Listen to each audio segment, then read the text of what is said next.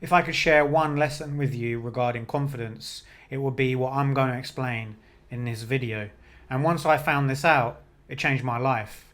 And it's simple. It's the difference between being externally motivated or internally motivated. And I think external motivation is fake, whereas internal motivation is what core confidence is. So a lot of the time you get confidence from self-respect. I think that's a big part of confidence. You have a general good feeling about yourself. You see yourself as a good person, that you're doing good things, you're on your mission, and there's a certain momentum to that. So the problem that guys have is that they look for things to do in order to feel better about themselves, which is kind of true. So you meditate, you go to the gym, and you do feel more confident for doing that. But the issue isn't that is where you're getting your confidence from, because that's external. It's not something that you can technically control. That's the result of showing up and being consistent. Where does that come from? That comes from the internal. And the internal isn't necessarily something that you're doing. It's more about how you view yourself and how you show up consistently, because you're not sabotaging. And I know it's a little bit confusing, but this is the difference between internal motivation and external motivation. I think it's the same thing. When we do difficult things consistently, we have a level of self-respect for ourselves. And that's the paradox of life.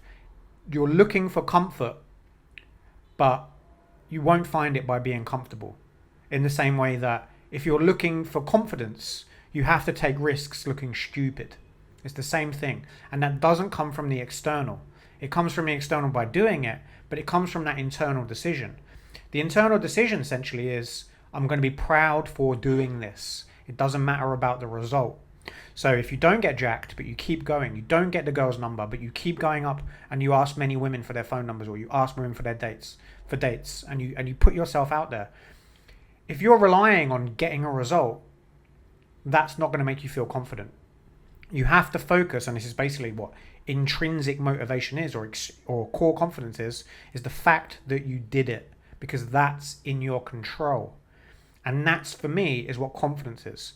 You have this sense of identity by saying to yourself, I'm the type of person that will do it anyway. I'll just do it. And you're not worried about the result because you cannot control the result.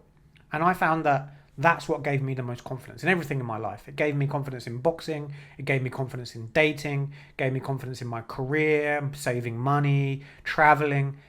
I realized how little control I have, but I was going to show up anyway.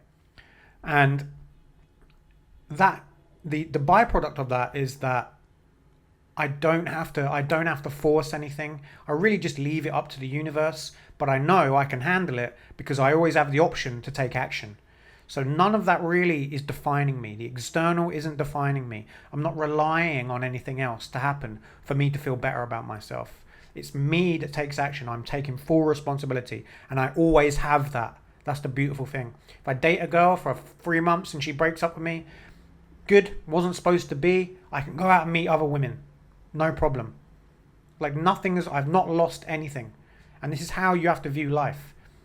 You lose a boxing match, good, I'll just train harder next time. Maybe he was better than me.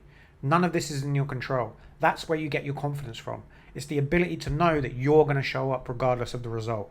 You only lose confidence when you lose self-respect. You lose self-respect because you don't show up. You stop doing difficult things because you want it easy and you want comfort. But like I said, again, the paradox is that if you want comfort, you have to do uncomfortable things. And if you want confidence, you have to take risks, and you have to risk looking stupid. I hope that helps. And if you like this video, comment, like, subscribe. And I'm also doing a free call, a coaching call. If you want to find your confidence, if you want to learn more about confidence, book a 1-hour call with me. See you in the next video.